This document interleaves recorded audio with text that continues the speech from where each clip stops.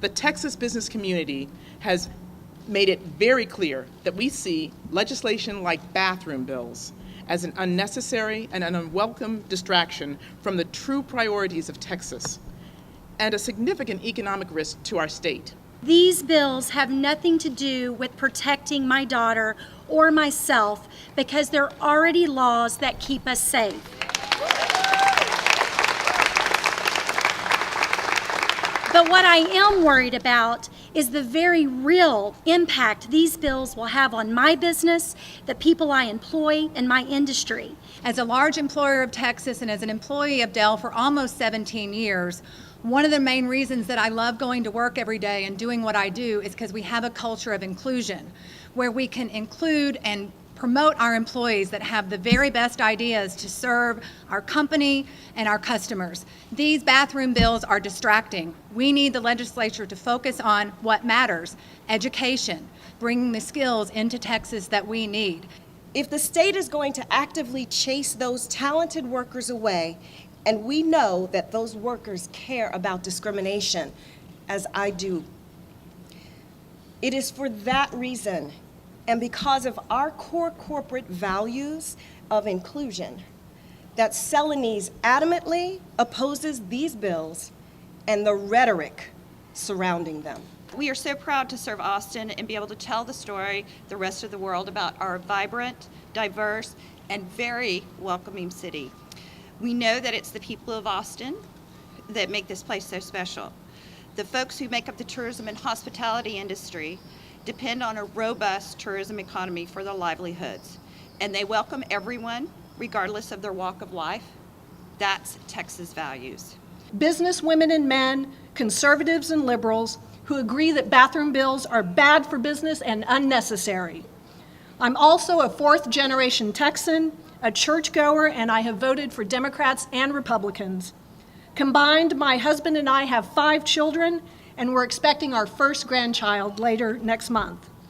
Like most mothers, I have been fiercely protective of my children, but never, ever have I felt threatened in a bathroom or a locker room, and I am skeptical that the safety and privacy of women and children is the true motive behind these bills.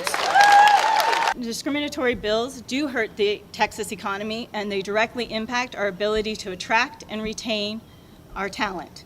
We are in a well-paying and highly competitive tech field, and as mentioned, that makes it very, very important that we be able to get talent. We ask our leaders inside this building to remember us, the small businesses of this state. We employ real people whose families depend on this income. You've said over and over that we, Texas business, are the heart of this state's economy, and Texas's small businesses, the backbone. Please show us you mean it by standing up with us to prevent needless economic harm. This legislation will cost Texas business by discriminating against a group of people who are already vulnerable in our community. As our law enforcement has said, it's a solution looking for a problem. This bill is simply about one thing. This bill is about fear. This is not a privacy issue. This is not a women's issue. This is a discrimination issue. These startups solve real problems. They employ real people. They create wealth for their employees, their investors, their communities. They are where innovation begins. The Texas startup community will not be able to keep its competitive advantage if we promote discriminatory legislation. This behavior, the behavior alone, threatens our sales pipelines, our recruiting pipelines, and our investment pipelines coming from other states who do not believe in discrimination. These bills and the rhetoric that surrounds them are deeply patronizing to women. The phrase, "our wives and daughters," does not apply to me, and it certainly isn't spoken by me. I have never felt afraid when a transgender woman is using the same bathroom as me, and I do not fear for my children either. I hope it will be heard when I say loud and clear, I reject the idea that these bathroom bills are being done for women and girls. I implore all Texans to not only support but to demand legislation based on actual facts rather than misplaced fear. The trans community as a whole, the trans community here in the state of Texas, and in particular the trans community of color, are under great risk they are at elevated risk for not only violence, but yes, sexual violence. There is no credible crime data that supports a need for this legislation. Absolutely none. Are our transgender daughters safe in a men's restroom?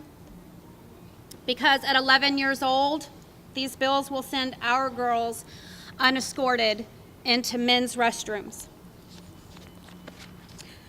These bills force our families to choose between sending our daughters into the men's room or teaching them to break the law because it'll be okay if they look girl enough to get away with it.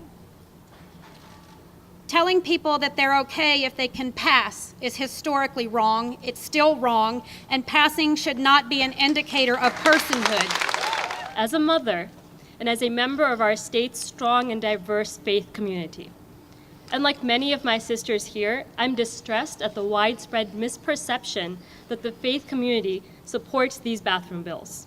In fact, the evidence is overwhelming that mainstream religious groups across the political spectrum and encompassing many faiths oppose these hateful bills.